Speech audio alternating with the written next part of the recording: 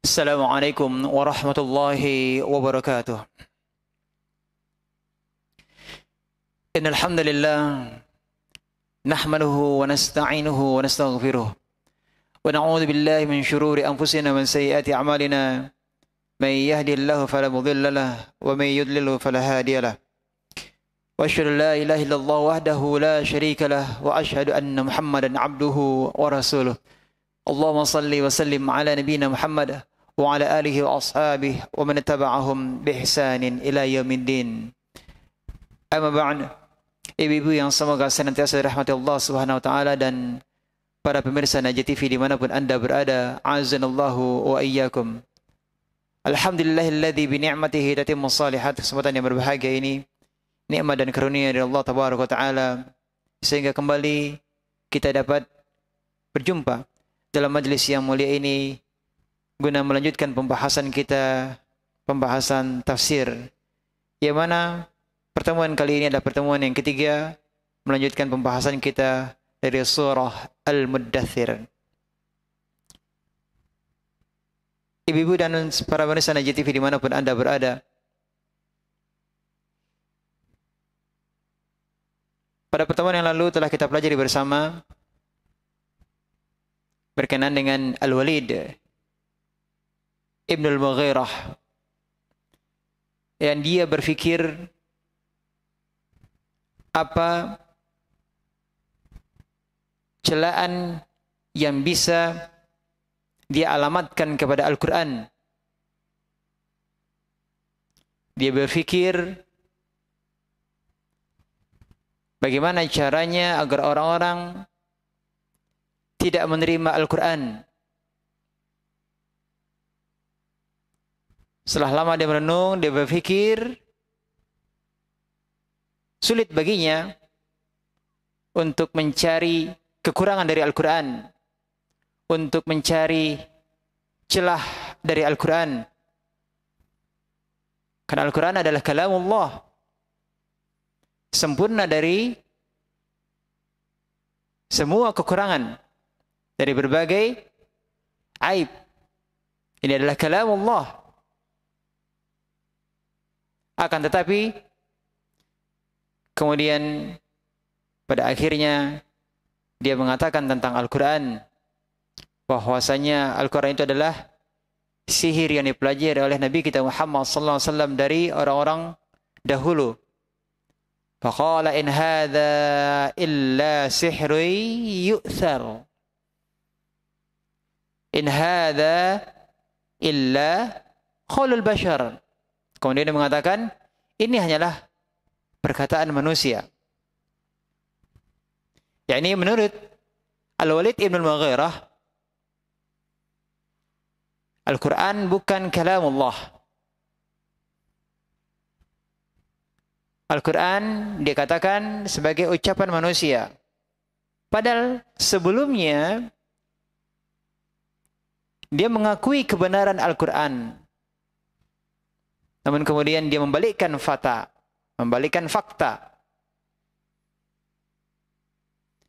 dengan mengatakan bahwa Al-Quran itu adalah ucapan manusia. Bahkan bukan ucapan manusia pilihan yang dia maksud, akan tetapi ucapan orang-orang fasik yang buruk, yakni para pendusta dan para penyihir. Maka sungguh celaka orang yang berkata demikian, yang mencela Al-Quran. Alangkah jauh ucapannya dari kebenaran dan sungguh Al-Walid Ibn Mughirah layak memperoleh kesengsaraan. Ya, bagaimana bisa terlintas dalam pikirannya, dalam benaknya, ya, dia mencela perkataan yang paling tinggi dan paling agung, kalamullah, Allah Rabbul Alamin, dia samakan dengan perkataan manusia yang lemah lagi fakir. Maka sungguh dia layak untuk memperoleh azab dan siksaan yang keras, seperti yang kemudian Allah sebutkan, sa'uslihi saqar. Surah Al-Muddathir ayat yang ke-26. Kemudian wa ma adraka ma saqar. Dan tahukah kamu apa neraka saqar itu? Sudah kita pelajari pada kesempatan yang lalu, yang dimaksud dengan sakar, ada yang mengatakan bahwa sakar itu adalah neraka jahanam. Ya, di antara nama neraka jahanam adalah sakar. Dan ada pula yang berpendapat bahwa sakar itu adalah salah satu tingkatan di neraka. Kemudian Allah menyebutkan sifat tentang neraka sakar itu la tubqi wa la tadar. Tidak meninggalkan dan tidak membiarkan. Maksudnya neraka sakar ketika membakar, maka dia akan membakar semuanya tanpa tersisa sedikit pun. Orang yang dibakar, diadab di neraka sakar, maka rambutnya, tulangnya, dagingnya, semuanya akan dibakar.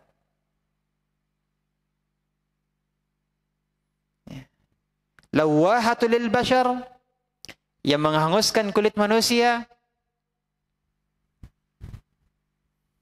Antara para ulama mengatakan bahwa neraka sakar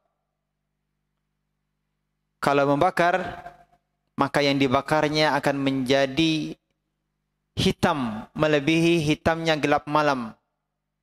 Ini menandakan bahwa, atau menunjukkan bahwa begitu panasnya api neraka sakar.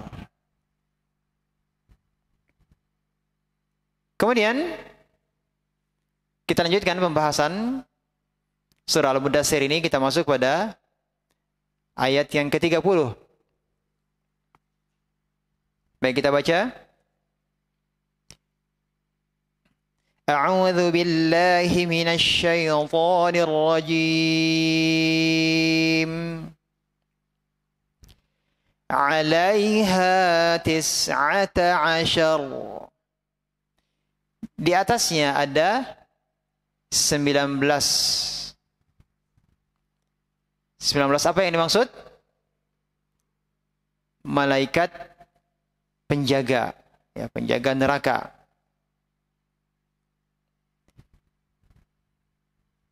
Ketika ayat ini diturunkan, di antara orang-orang kafir, karena kesombongannya, malah justru menantang, mengingkari ayat ini dengan mengajak duel, ingin berkelahi dengan malaikat. Seperti Abu Jahal. Ya, Abu Jahal menantang satu malaikat dilawan dengan 10 orang. Karena kata Allah, berapa tadi, Bu? 19. Jadi kata Abu Jahal, 10 dari kalian melawan satu malaikat. Ya ma'asyara Quraisy, wahai orang-orang Quraisy, ama yastati'u kullu 10 minkum liwahid minhum fataglibunahum. Ya, 10 dari kalian mampu mengalahkan satu dari malaikat. Pasti kalian akan mengalahkannya.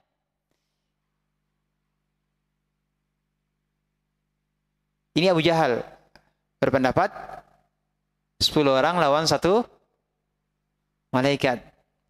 Yang lebih parah lagi adalah Usaid bin Kaldah bin Khalaf al-Jumahi. Ini lebih parah lagi. Apa yang dikatakan kepada orang-orang Quraisy? Kalian lawan 2 malaikat. Sisanya berhadapan dengan dirinya. Berarti berapa malaikat? 17 malaikat. Nah, dia nantang 17 malaikat. Ya. Kalian menghadapi 2 malaikat penjaga neraka, dan sisanya serahkan kepadaku. Aku yang akan menghadapinya, kata Usaid bin Kaldah bin Khalaf al-Jumahi. Lihat kesombongannya. Ya, menolak Al-Quran, menolak kalam Allah. Kemudian Allah SWT berfirman, وَمَا جَعَلْنَا أَصْحَابَ النَّارِ إِلَّا مَلَائِكَةً. Dan tidaklah kami jadikan penjaga neraka kecuali hanya dari para malaikat. وَمَا جَعَلْنَا عِدَّتَهُمْ إِلَّا فِتْنَةً لِلَّذِينَ كَفَرُوا. Dan kami menentukan bilangan mereka itu hanya sebagai cobaan bagi orang-orang kafir. Ya, sebagai fitnah bagi orang-orang kafir. Kemudian, لِيَسْتَيْقِنَ الَّذِينَ أُوتُوا الْكِتَابَ. Supaya orang-orang yang diberi Alkitab menjadi yakin. Liyastaiqin, ya, menjadi yakin. وَيَزْدَادَ الَّذِينَ آمَنُوا إِيمَانًا. Agar orang-orang yang beriman bertambah imannya. وَلَا يَرْتَابَ الَّذِينَ أُوتُوا الْكِتَابَ وَالْمُؤْمِنُونَ. Agar orang-orang yang diberi kitab, ya, dan orang-orang yang mukmin itu tidak ragu-ragu. وَلِيَقُولَ الَّذِينَ فِي قُلُوبِهِم مَّرَضٌ وَالْكَافِرُونَ مَاذَا أَرَادَ اللَّهُ بِهَذَا مَثَلًا. Dan agar orang-orang yang di dalam hatinya ada marad, ada penyakit. Wal kafirun, dan orang-orang kafir berkata, "Madza aradallahu bihadza mathala?" Apakah yang dikehendaki Allah dengan bilangan ini sebagai suatu perumpamaan? Kadzalika yudhillullahu man yasha. Demikianlah Allah membiarkan sesat orang-orang yang Dia kehendaki. Wa yahdi man yasha. Dan memberi petunjuk kepada orang-orang yang Allah kehendaki. Wa ma ya'lamu junuda rabbika illahu. Dan tidak ada yang mengetahui bala tentara Rabbmu kecuali Allah sendiri yang mengetahuinya.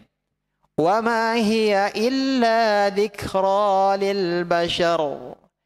Dan neraka Sakor itu tidak lain hanyalah peringatan bagi manusia. Kembali kita lihat, Allah SWT berfirman, "Wa ma ja'alna ashaban nar illa malaikah, wa ma ja'alna iddatahum illa fitnatan lil ladzina kafaru." Dan tidaklah, kata Allah, kami jadikan penjaga neraka kecuali hanya dari para malaikat. Dan kami menentukan bilangan mereka itu hanya sebagai fitnah bagi orang-orang kafir. Apa yang dimaksud dengan fitnah dalam ayat ini? Ini ada dua tafsiran. Yang pertama, yang dimaksud dengan fitnah, kami menentukan mereka itu, para malaikat yang menjaga neraka itu adalah 19, adalah sebagai fitnah bagi orang-orang kafir. Maksudnya adalah siksaan bagi orang-orang kafir. Jadi 19 penjaga neraka tersebut akan menyiksa orang-orang kafir di neraka Jahannam. Jadi ini maksud dengan fitnah di sini apa? Siksaan. 19 penjaga neraka dari para malaikat akan menyiksa orang-orang kafir di neraka Jahannam. Tafsiran yang kedua mengatakan bahwa yang dimaksud dengan fitnah adalah cobaan. Cobaan. Maksudnya Allah menyebutkan yang menjaga neraka itu ada 19 malaikat itu untuk menguji apakah orang-orang beriman ataukah tidak. Beriman ataukah tidak. Orang-orang kafir mereka justru sombong. Ya, setelah disebutkan 19 penjaga neraka itu berjumlah 19 dari kalangan malaikat, mereka justru mengajak duel atau berkelahi dengan malaikat. Sementara mereka tidak tahu bahwa malaikat memiliki kekuatan yang sangat hebat. Ya, lihatlah bagaimana kaum Lut. Siapa yang menghancurkan kaum Lut? Malaikat Jibril. Ya, malaikat Jibril seorang diri yang menghancurkan kaum Lut. Satu malaikat. Ya. Satu malaikat. Untuk menghancurkan negeri kaum Lut. Ya. Ini apalagi mereka mau berhadapan dengan 19 penjaga neraka. Ya. Yang Allah sifati para malaikat adalah ghilazun syidadul la ya'suna Allah ma amarahum wa yaf'aluna ma yu'marun. Ya.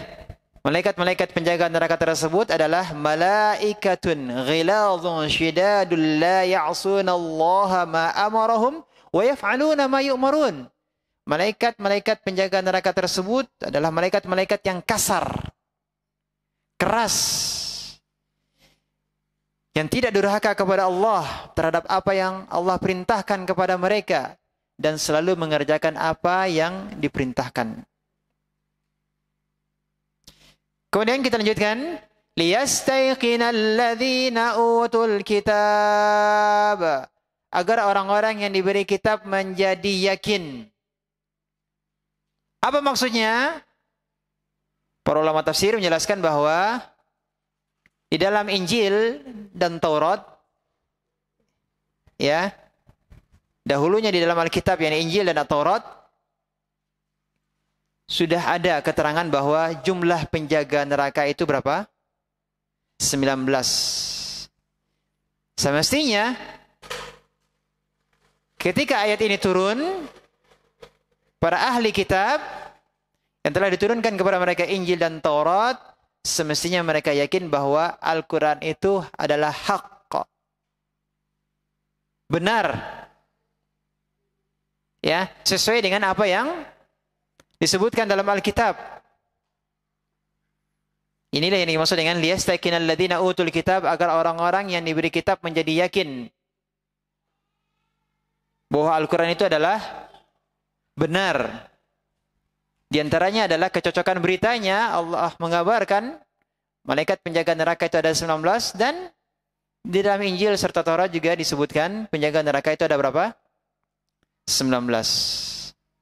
وَيَزْدَادَ الَّذِينَ آمَنُوا إِيمَانًا وَلَا يَرْتَابَ الَّذِينَ أُوتُوا الْكِتَابَ وَالْمُؤْمِنُونَ.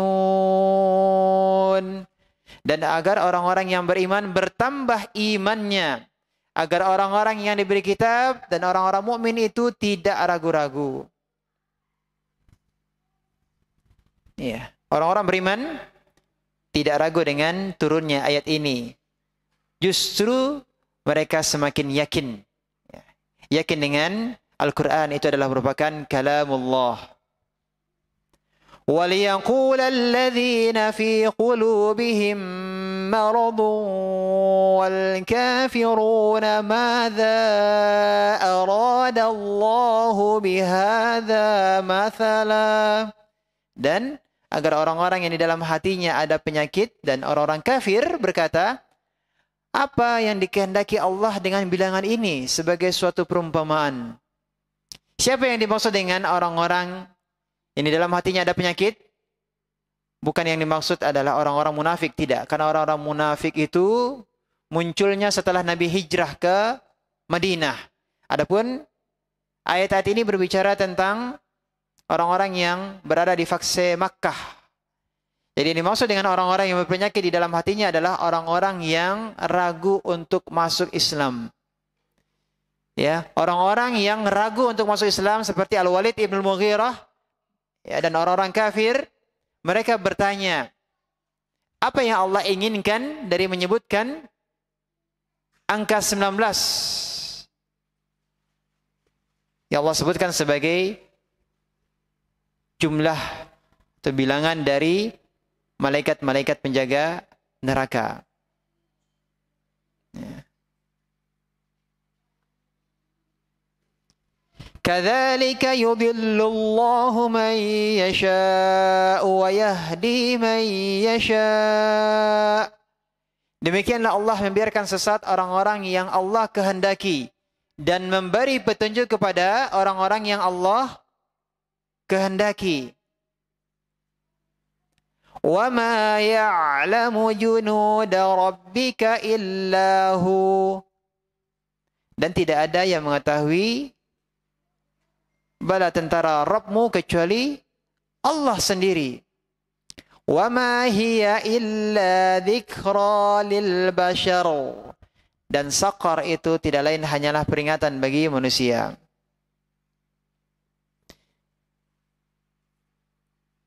Terkait dengan jumlah malaikat penjaga neraka, di antara para ulama atau sebagian ulama menyebutkan bahwa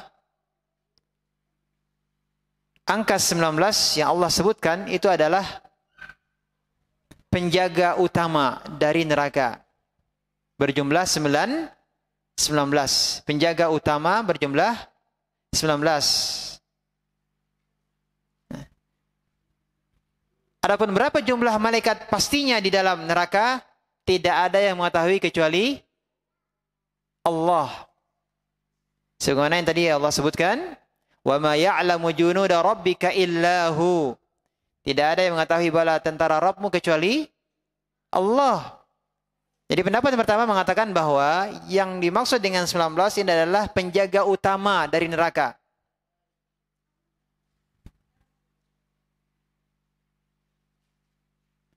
Berarti malaikat-malaikat yang akan menghadap di neraka itu tidak hanya berjumlah 19. Ini menurut sebagian ulama. Sebagian ulama yang lainnya mengatakan bahwa jumlah malaikat penjaga neraka memang 19, tidak lebih dari itu. Hanya berapa? Hanya 19. Nah, berarti di sini ada dua pendapat. Ada dua pendapat. Pendapat pertama mengatakan itu adalah malaikat penjaga utama. Malaikat tidak hanya berjumlah 19. Ya, yang menyiksa, yang menjaga neraka. Tapi lebih, ini pendapat yang pertama. Pendapat yang kedua mengatakan 19, tidak lebih. Ya. Intinya adalah bahwa berapapun jumlah malaikat, ya, itu adalah sesuai dengan kehendak Allah Tabaraka Ta'ala. Ya, semua mudah bagi Allah, ya, untuk menyiksa para penghuni neraka. Jangankan 19, satu saja bisa atau tidak untuk menyiksa semua penghuni neraka? Bisa. Allah Maha Kuasa untuk menjadikan segala sesuatunya. Ya.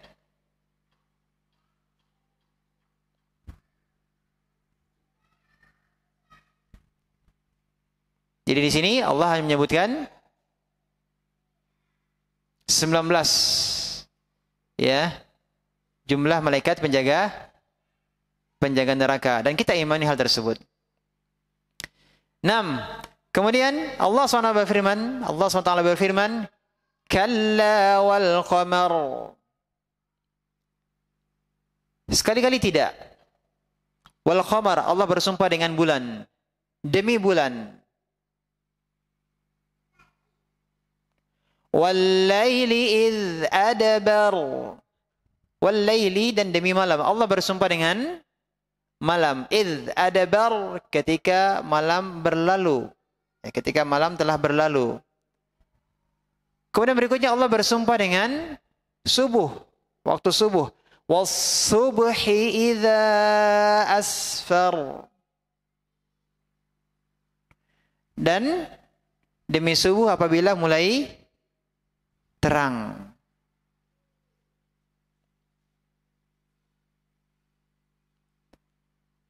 Inilah 3 waktu yang Allah sebutkan dalam ayat ini, menjelaskan tentang adanya cahaya yang muncul di tengah-tengah kegelapan. Adanya cahaya yang muncul di tengah-tengah kegelapan. Allah bersumpah dengan bulan. Ada cahaya bulan di gelapnya malam. Kemudian Allah bersumpah dengan waktu malam yang telah berlalu. Ini juga menunjukkan ada cahaya yang membelah kegelapan malam. Kemudian Allah bersumpah dengan waktu subuh. Ya, ketika subuh setelah semakin terang. Ini semuanya, kondisi-kondisi ini mengisyaratkan bahwa Al-Quran adalah cahaya di tengah gelapnya kesyirikan orang-orang kafir Quraisy. Al-Quran itu apa, Bu? Sebagai cahaya.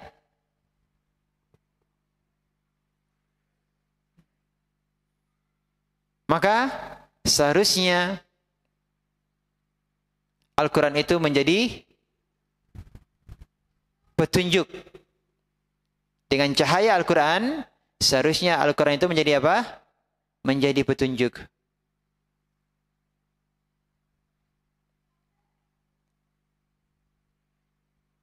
Kemudian berikutnya ayat yang keberapa? 35.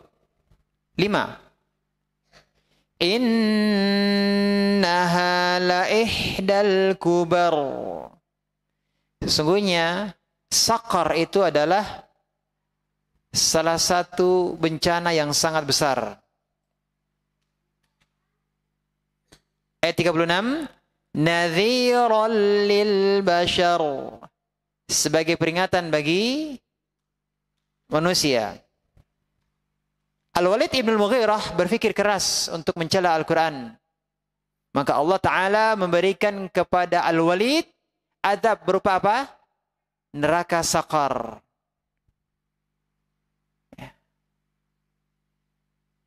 Ini menunjukkan bahwa bukan hanya amalan kita yang akan dihisab oleh Allah Tabaraka wa Ta'ala. Melainkan apa yang kita pikirkan juga akan dihisab oleh Allah Tabaraka wa Ta'ala. Akan diperhitungkan. Karena amal itu ada amal badan, ada amal pikiran. Sedangkan dalam hadis dimaksudkan innamal a'malu binniyat, semua amalan tergantung niat. Yang dimaksud dengan amalan ini apa, Bu? Amal badan termasuk juga amal otak, pikiran. Ya, otak berpikir, otak beramal.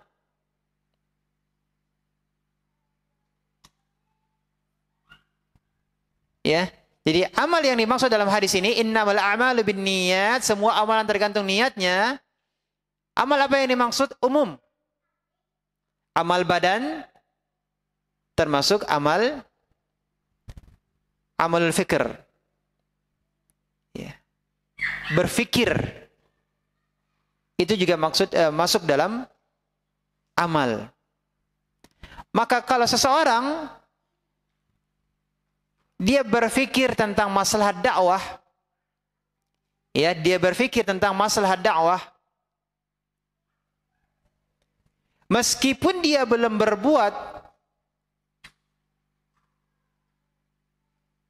ya, dia sudah merancang, dia mengonsep, ya, ingin dia wujudkan, meskipun dia belum berbuat, maka dia akan mendapatkan pahala. Bu, tersenyum dapat pahala tidak, Bu? Hah? Tersenyum dapat pahala atau tidak? Tersenyum dalam rangka membahagiakan orang lain. Ingin menyenangkan orang lain.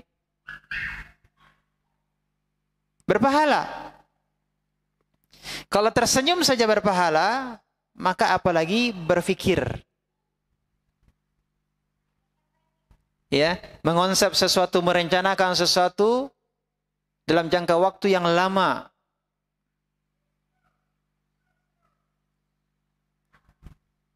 Ya, untuk mewujudkan suatu maslahat dalam dakwah contohnya.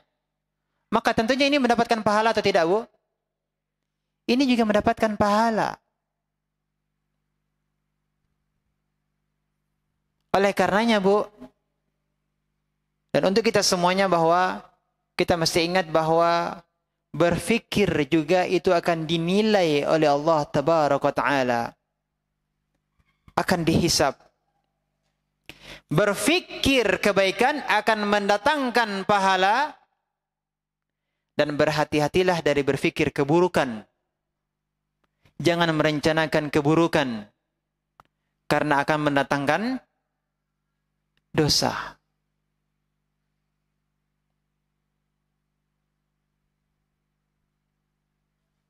Ya, berfikir, Bu, ya. Bukan hanya sekedar berkeinginan, Bu, ya. Bukan hanya sekedar berkeinginan, tapi berfikir, otak bekerja. Dia merencana bagaimana tahapan-tahapannya. Apa yang harus diperbuat.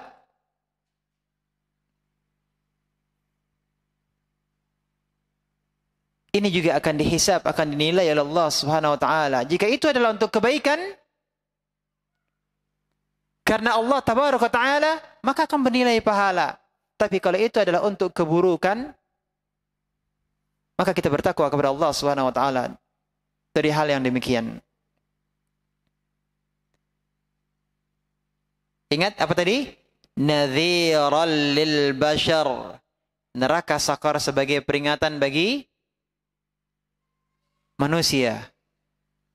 Jangan seperti Al-Walid ibn al-Mughirah yang berfikir bagaimana caranya untuk bisa mencela Al-Quran. Dia berfikir untuk melakukan keburukan, suatu kekejian.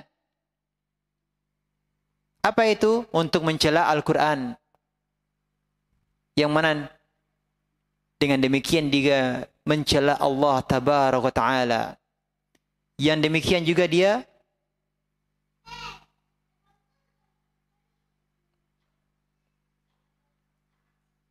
mencela Rasulullah Sallallahu Alaihi Wasallam. Karena Rasulullah SAW yang menyampaikan kalamullah.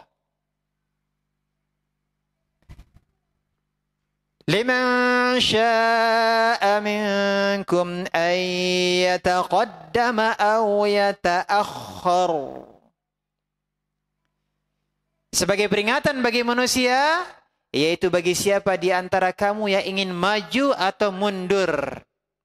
Apa maksudnya, Bu? Ingin maju atau mundur? Ay yataqaddam, maju, atau yata'akhkhar, mundur. Apa maksudnya? Di antara tafsirannya adalah maksud dari ingin maju, maju untuk kebaikan. Siapa yang ingin maju untuk kebaikan dan mundur, maksudnya mundur dari ketaatan menuju kepada kemaksiatan. Ayat ini memberikan pilihan kepada seseorang untuk menentukan amalannya. Apa yang mau dia pilih? Apakah dia akan memilih amalan yang akan mengantarkannya kepada neraka atau memilih amalan yang mengantarkannya kepada surga?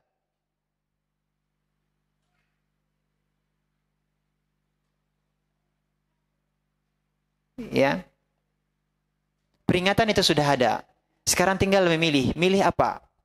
Milih maju untuk berbuat kebaikan atau mundur dari ketaatan menuju kepada kemaksiatan.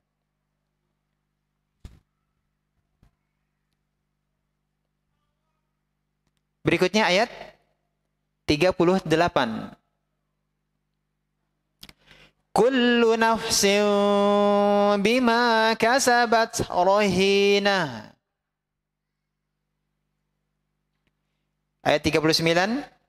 Illa ashabal yamin. Di antara tafsirannya adalah bahwa setiap orang yang memiliki dosa pasti bertanggung jawab dengan dosanya. Kullu nafsin bima kasabat rahina. Setiap orang bertanggung jawab atas apa yang telah dilakukannya. Illa ashabal yamin. Kecuali golongan kanan. Siapakah yang dimaksud dengan golongan kanan? Orang-orang yang beriman. Orang-orang yang bertakwa. penghuni surga. Itulah yang dimaksud dengan golongan kanan. Setiap orang bertanggung jawab atas apa yang telah dilakukannya. Jadi setiap orang yang memiliki dosa pasti bertanggung jawab dengan dosanya. Kecuali siapa? Kecuali ashabul yamin. Kecuali orang-orang yang beriman, orang-orang yang bertakwa, para penghuni surga yang dosa-dosa mereka diampuni oleh Allah Tabaraka wa Ta'ala.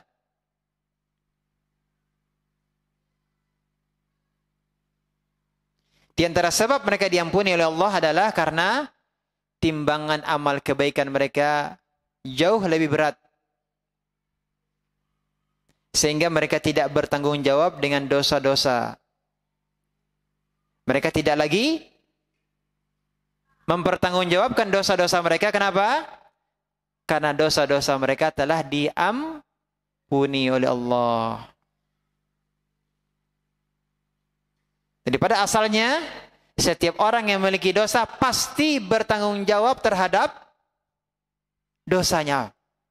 Itu hukum asalnya, seperti itu. Akan tetapi ada orang-orang yang mereka tidak mempertanggungjawabkan dosa-dosa mereka. Kenapa? Karena memang mereka telah diampuni oleh Allah Subhanahu wa Ta'ala. Di antara sebabnya, amal kebaikannya lebih berat. Sehingga dosa-dosanya telah diampuni oleh Allah Tabaraka wa Ta'ala, maka tidak lagi mereka mempertanggungjawabkan dosa-dosa yang mereka perbuat. Karena Allah telah mengampuninya.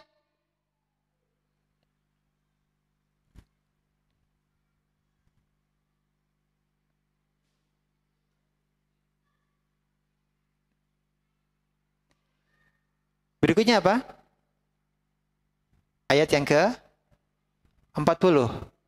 Fi jannati yatasaalun. Di dalam surga mereka, orang-orang yang beriman, orang-orang yang bertakwa, para penduduk surga, yatasaalun. Mereka saling bertanya. Bertanya tentang apa? Ayat 41. Anil mujrimin. Para penduduk surga mereka saling bertanya. Mereka bertanya tentang bagaimana nasibnya orang-orang yang berdosa.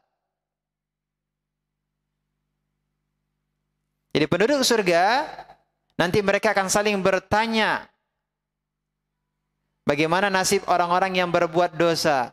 Orang-orang yang berbuat zalim yang mereka kenal tatkala di dunia. Bagaimana nasib mereka? Ayat 42. Ma salakakum fi saqar. Apa yang menyebabkanmu masuk ke dalam neraka saqar?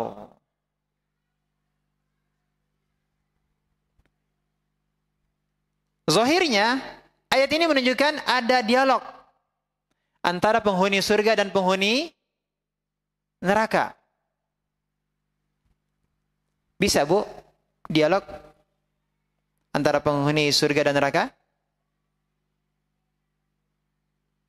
Banyak ayat yang menunjukkan hal ini. Bahwa penghuni surga berdialog dengan penghuni neraka. Ya. وَنَادَى أَصْحَابُ الْجَنَّةِ أَصْحَابَ النَّارِ أَنْ قَدْ وَجَدْنَا مَا وَعَدَنَا رَبُّنَا حَقًّا. Para penghuni surga mereka menyeru, memanggil penghuni-penghuni neraka. Mengabarkan kepada penghuni neraka bahwa mereka, yakni para penghuni surga, telah mendapatkan apa yang dijanjikan oleh Allah Tabaraka wa Ta'ala. Jadi para penghuni surga mereka mengabarkan kepada para penghuni neraka bahwa mereka telah mendapatkan apa yang dijanjikan oleh Allah dari kenikmatan surga. Haqqa. Janji tersebut telah terwujud. Benar adanya. Maka penghuni surga bertanya kepada penghuni neraka, "Fahal wajadtum ma wa'ada rabbukum haqqa?" Dan apakah kalian, wahai penghuni neraka, mendapati apa yang Allah janjikan bagi orang-orang yang menzolimi diri mereka, yang tidak beriman, Allah akan mengadab mereka, dimasukkan ke dalam neraka. Ke dalam neraka. Apakah kalian telah mendapatkan hal tersebut sebagai janji yang nyata, yang hak? Qalu na'am. Mereka mengatakan, ya. Ini di antara ayat yang menjelaskan tentang adanya dialog antara penghuni surga dan penghuni neraka. Ya. Mungkin tidak terbayang oleh kita bagaimana caranya para penghuni surga berdialog dengan penghuni neraka. Bukankah surga itu begitu luas? Kan begitu ya? Bukankah ada pembatas antara surga dan neraka? Ya memang kita tidak tahu hakikatnya seperti apa surga dan neraka itu, memang kita tidak pernah melihatnya. Maka tidak bisa ya terbayang oleh pikiran kita. Namun para ulama zaman dahulu, ya sebelum adanya teknologi yang canggih di zaman kita sekarang ini, ya mereka menjelaskan bahwa ketika penghuni surga bertanya kepada penghuni neraka, maka mereka diberikan ilham sehingga perkataan penghuni surga dipahami oleh penghuni neraka. Demikian juga ketika penghuni neraka berbicara kepada penghuni surga, maka Allah akan memberikan ilham kepada penghuni surga untuk memahami apa yang dikatakan oleh penghuni neraka. Tapi kalau kita sekarang, di zaman sekarang ini, kita lihat dengan kecanggihan teknologi, mungkin atau tidak kita berbicara dengan orang yang jauh dari kita? Mungkin atau tidak? Sangat mungkin. Bisa video call, Bu? Ya bisa.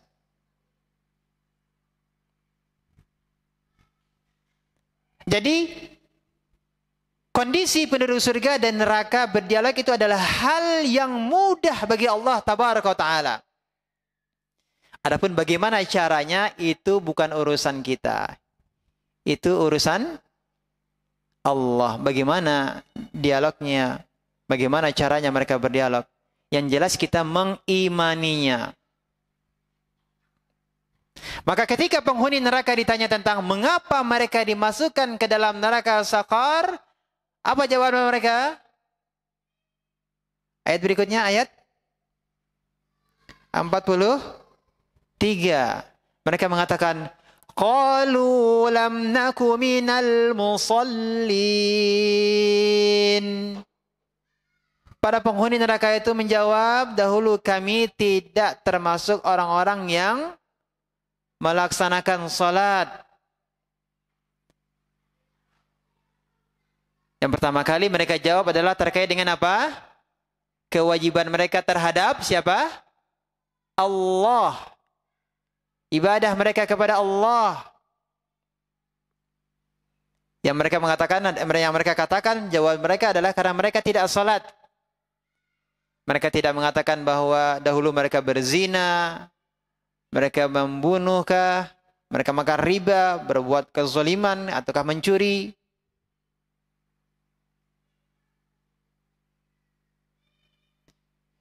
Yang mereka mengatakan adalah karena mereka tidak salat. Sehingga para ulama menjelaskan bahwa salat adalah dosa yang lebih besar daripada zina. Lebih besar dari membunuh, lebih besar dari mencuri, lebih besar dari riba, dan dosa-dosa besar yang lainnya.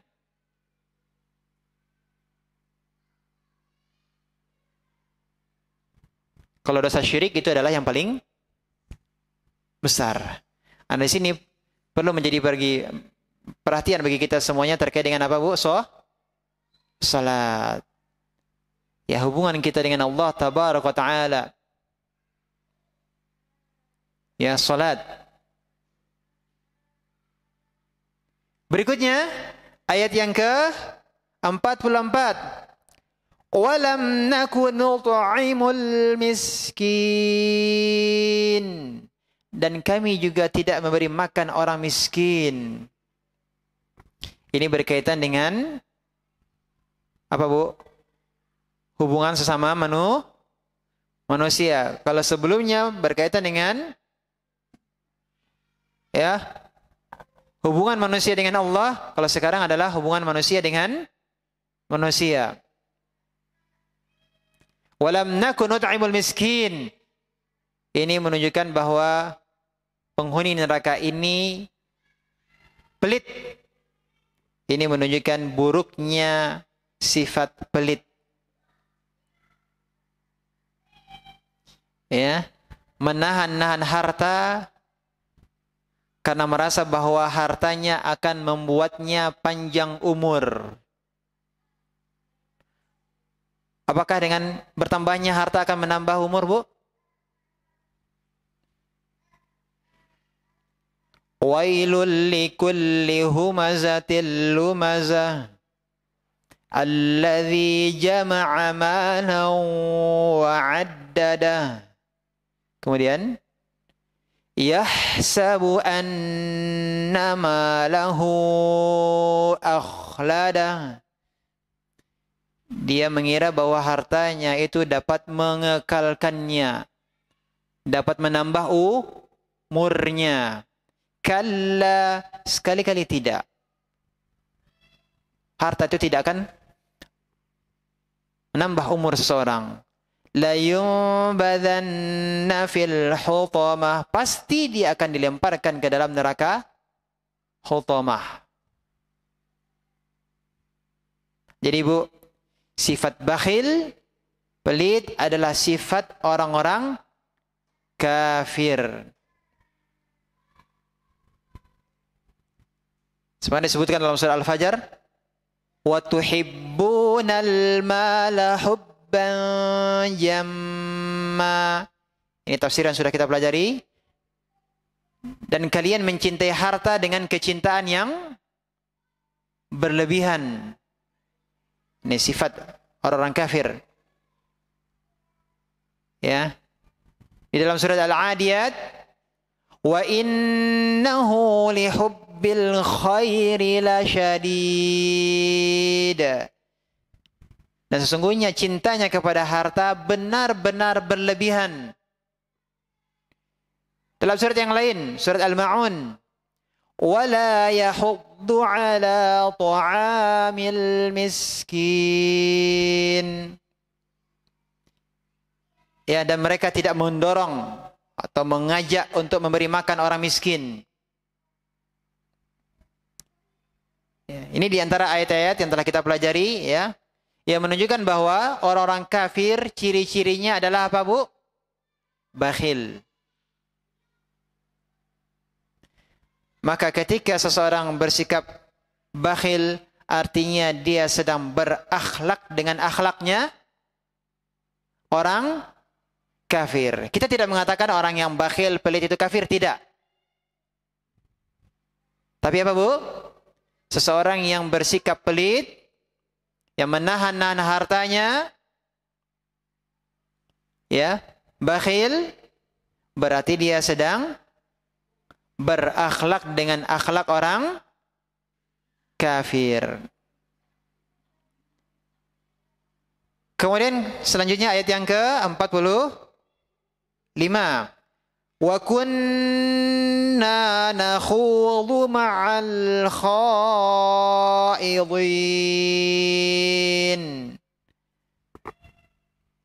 Dan kami biasa berbincang bersama orang-orang yang membicarakannya, yakni orang kafir. Berbincang apa? Berbincang untuk tujuan yang batil. Wa kunna nukadzibu biyaumiddin. Dan adalah kami mendustakan hari pembalasan. Hatta atanal yaqin. Hingga datang kepada kami al-yaqin. Apa itu al-yaqin, Bu? Kematian. Maksudnya, dahulu di dunia, penghuni neraka Ya, mereka berdalam-dalam, berbincang-bincang bersama orang-orang kafir. Apa yang mereka perbincangkan? Pembicaraan tentang penghinaan terhadap Islam, penghinaan terhadap Nabi kita Muhammad sallallahu alaihi wasallam. Mereka berbincang-bincang mencela Islam, mencela Nabi Muhammad sallallahu alaihi wasallam. Ya. Mereka berbincang-bincang dalam kebatilan untuk menolak kebenaran Al-Qur'an. Akhirnya wa kunna nukadzibu biyaumiddin, mendustakan hari kiamat. Dan itulah kondisi mereka hatta atanal yaqin, hingga datang kepada kami kematian. Jadi mereka tetap tidak beriman sampai datang kematian kepada mereka.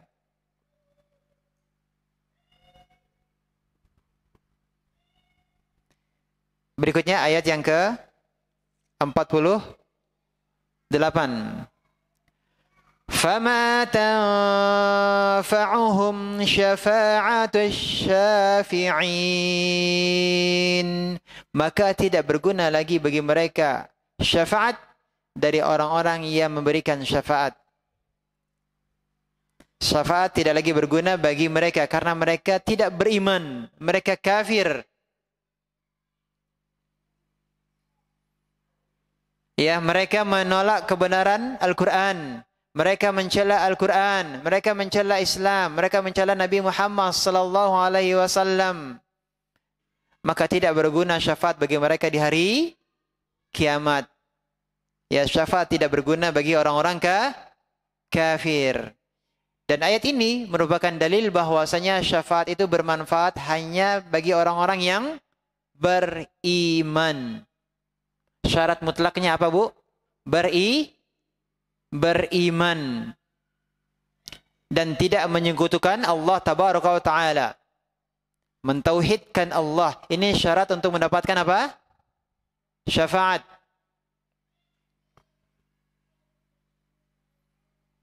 Ya. Karena mereka tidak beriman, maka Allah katakan fama tanfa'uhum syafa'atu syafi'in, tidak berguna lagi bagi mereka syafaat dari orang-orang yang memberikan syafaat. Berikutnya ayat 49. Fama lahum 'anit tadhkirati mu'ridin. Lalu mengapa mereka, yakni orang-orang kafir, mu'ridin, berpaling dari apa? 'Anit tadhkirah, dari peringatan Allah. Ya, mengapa mereka orang-orang kafir berpaling dari peringatan Allah? Seperti apa mereka berpaling? Allah jelaskan, Allah sifati mereka. Bagaimana mereka berpaling? Ka'annahum humurum mustanfirah. Seakan-akan mereka keledai liar yang lari terkejut. Apa yang menyebabkan keledai liar tadi lari terkejut? Allah ibaratkan mereka seperti keledai liar yang lari terkejut. Apa yang mengejutkannya? Farrat min qaswarah. Ternyata lari dari singa. Ada singa.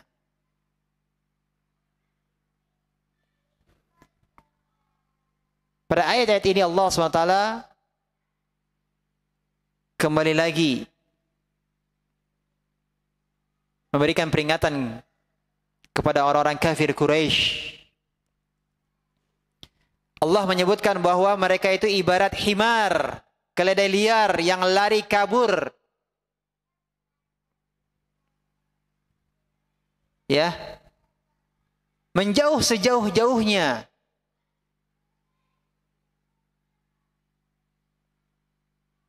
Jadi peringatan itu seakan-akan seperti singa. Dan mereka itu seperti keledai liar yang melihat singa, maka mereka akan lari menjauh. Disebutkan bahwa keledai liar itu Kalau ada gerakan sedikit saja, maka dia akan kabur. Maka seperti itulah Allah mengumpamakan orang-orang kafir. Ketika orang-orang kafir mendengarkan Al-Quran, ketika mereka mendengarkan seruan dakwah Nabi Muhammad SAW, maka mereka akan kabur, tidak mau mendengarkan peringatan Allah. Seperti ibaratnya apa tadi, Bu? Keledai liar yang kabur dari kejaran singa.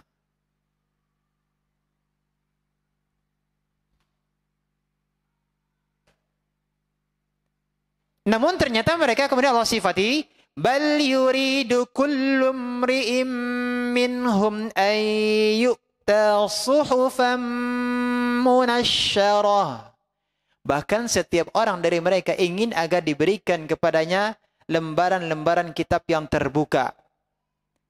Apa yang dimaksud dengan suhufan munasyarah, lembaran-lembaran yang terbuka? Makna yang pertama, orang kafir meminta untuk dibawakan kitab dari langit secara langsung.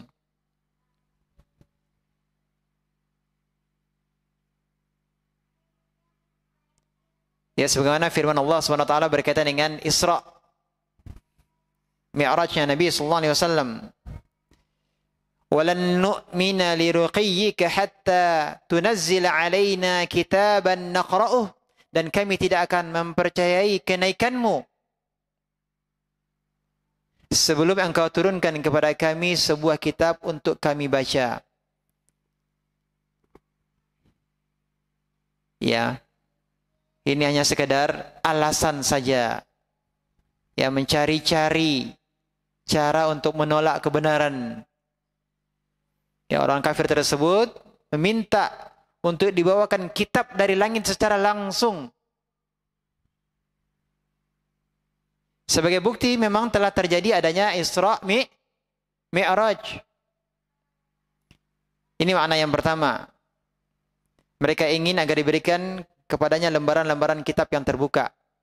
Maksudnya kitab dari langit, dari Allah Tabaraka wa Ta'ala, ini diturunkan langsung untuk Nabi kita Muhammad SAW. Mereka minta bukti. Makna yang kedua, mereka minta lembaran-lembaran yang terbuka. Makna yang kedua adalah orang-orang kafir meminta bukti kebenaran perkataan Nabi SAW tentang catatan amal kebaikan dan keburukan. Mana buktinya? Kalau memang ada catatan amal, tunjukkan kepada kami mana catatan amal tersebut yang akan dibentangkan, yang akan diberikan pada hari kiamat. Mereka minta sekarang buktikan, tunjukkan di dunia ini mana bukti adanya catatan amal kebaikan dan keburukan yang akan diperlihatkan kepada setiap orang pada hari kiamat. Mana buktinya? Ya, dasar mereka memang tidak mau beriman, sehingga mereka mencari-cari alasan. Ya, di antaranya mereka minta agar Rasulullah SAW menunjukkan kepada mereka suhufan munasyarah. Tadi pendapat pertama yang mengatakan maknanya apa, Bu? Ya, kitab yang diturunkan dari langit secara langsung, yang diberikan kepada Nabi kita Muhammad SAW. Mana buktinya? Ya, yang kedua, mereka ingin ditunjukkan apa?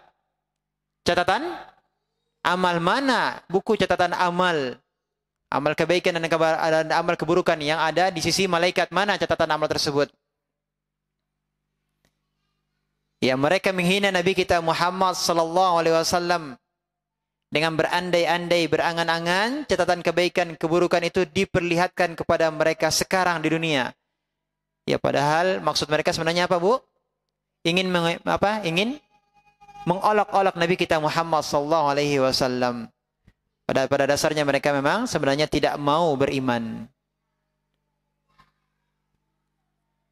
Kemudian ayat yang ke 53. Kalla bal la yakhafuna al-akhirah.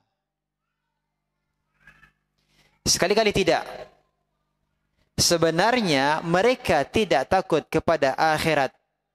Itu yang sebenarnya.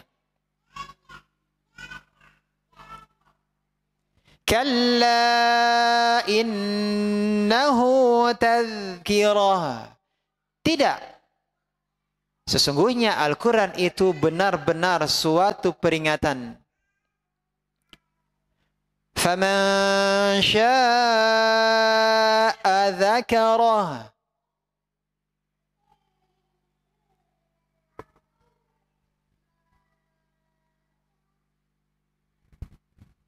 Dan mereka tidak akan mengambil pelajaran darinya, yakni dari Al-Quran, kecuali Allah menghendakinya. Kecuali jika Allah menghendakinya. Allah berikan hidayah kepada mereka, maka mereka akan mengambil pelajaran dari Al-Quran.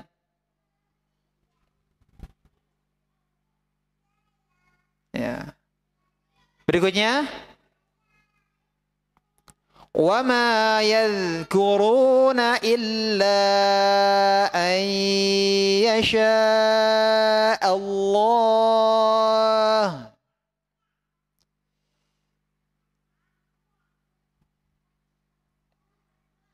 Mereka tidak akan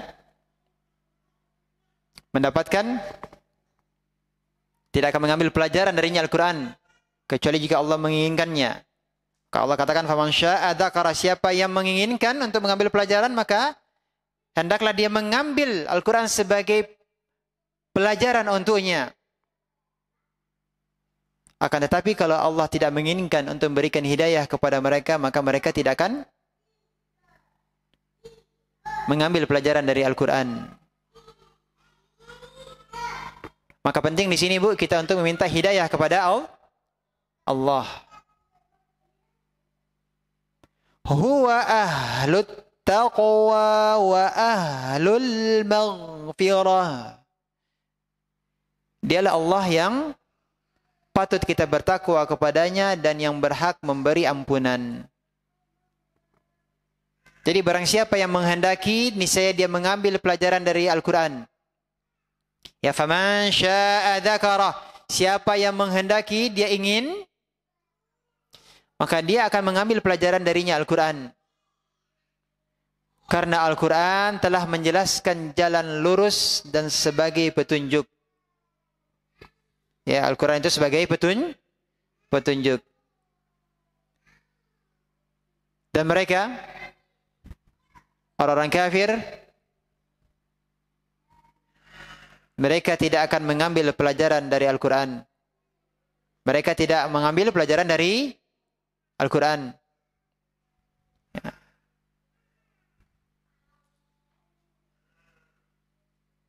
Ini menunjukkan bahwa Allah tidak menginginkan kebaikan untuk mereka.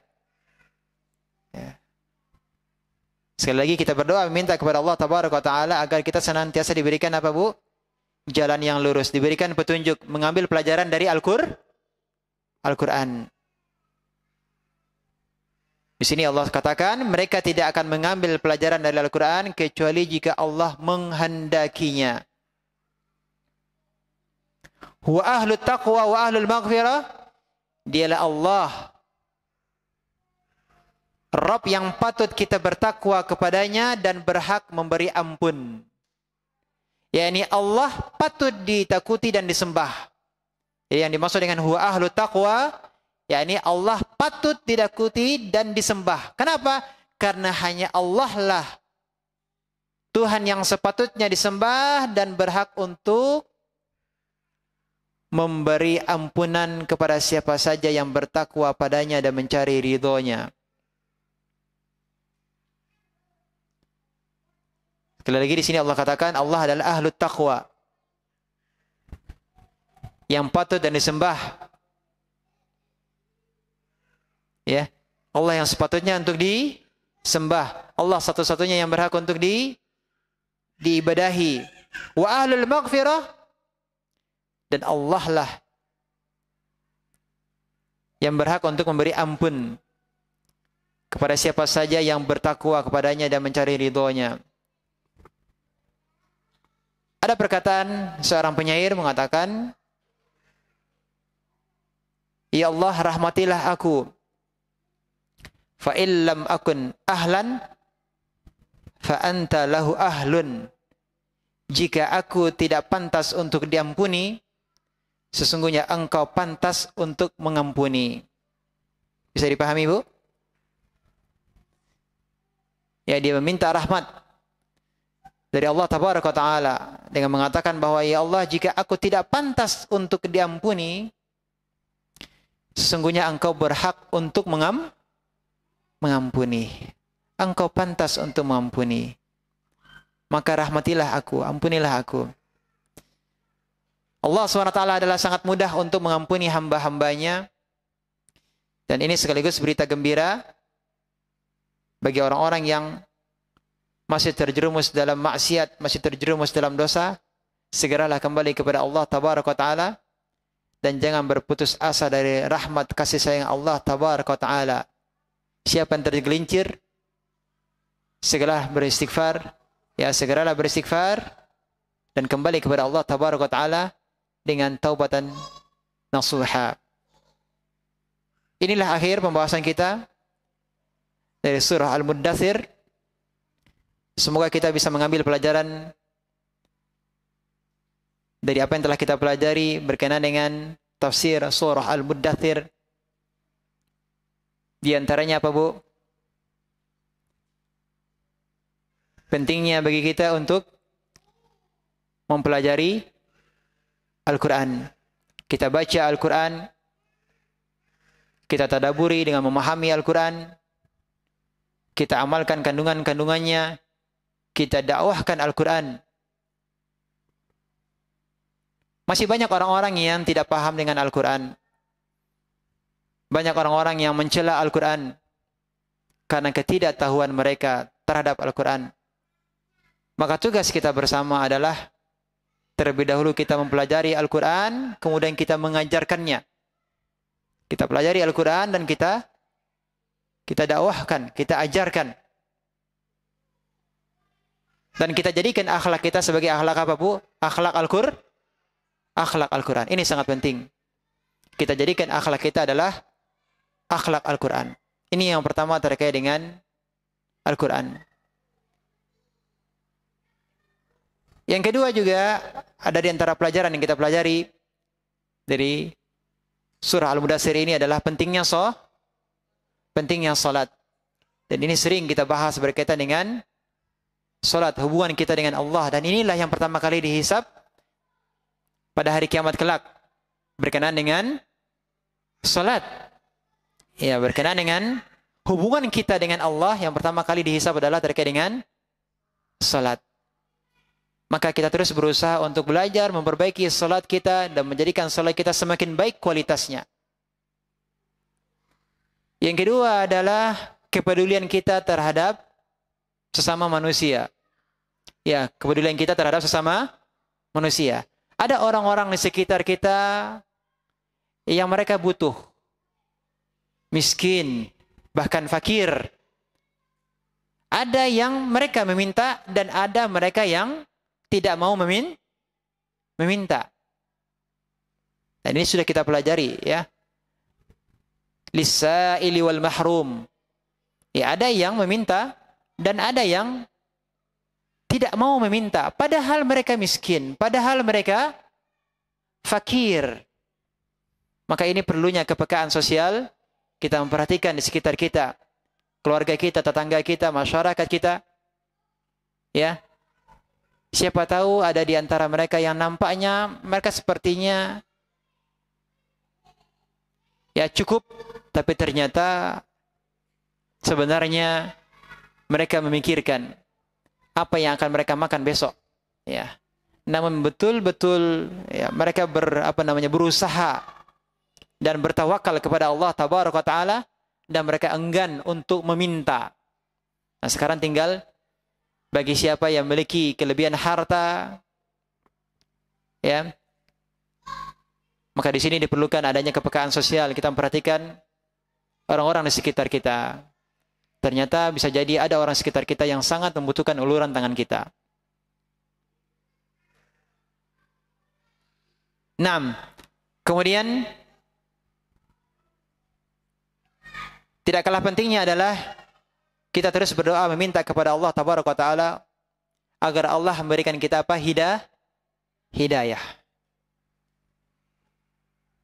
Di antaranya adalah kita berdoa kepada Allah tabaraka wa taala agar Allah jadikan Al-Qur'an sebagai cahaya yang akan menerangi hati kita, yang akan menerangi kehidupan kita.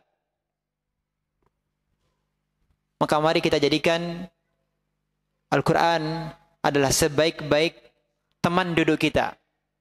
Al-Quran adalah sebaik-baik apa, Bu? Teman duduk kita. Ya, kita usahakan untuk bisa terus membaca Al-Quran, memahami Al-Quran. Ya, sampai betul-betul kita merasakan nikmatnya. Kita berinteraksi dengan Al-Quran. Dan semoga Allah SWT menjadikan kita semuanya sebagai sahibul Quran. Semoga Allah jadikan kita apa, Bu? Sahibul Quran. Semoga Allah jadikan kita, ya, keluarga kita, anak keturunan kita, ya, menjadi ashabul Quran. Ya. Orang-orang yang begitu dekat, ya, sangat dekat dengan Al-Quran. Ya, kesehariannya suka berinteraksi dengan Al-Quran, dan semoga kita mendapatkan hidayah petunjuk dari Allah tabaraka wa taala, ya, dari Al-Quran. Demikian, mudah-mudahan bermanfaat apa yang kita pelajari bersama. Wassallallahu Muhammadin wa ala alihi wasallam. Kita tutup dengan kafaratul majlis. Subhanakallahumma bihamdika asyhadu an la ilaha illa anta astaghfiruka wa atubu ilaik. Wassalamu alaikum warahmatullahi wabarakatuh.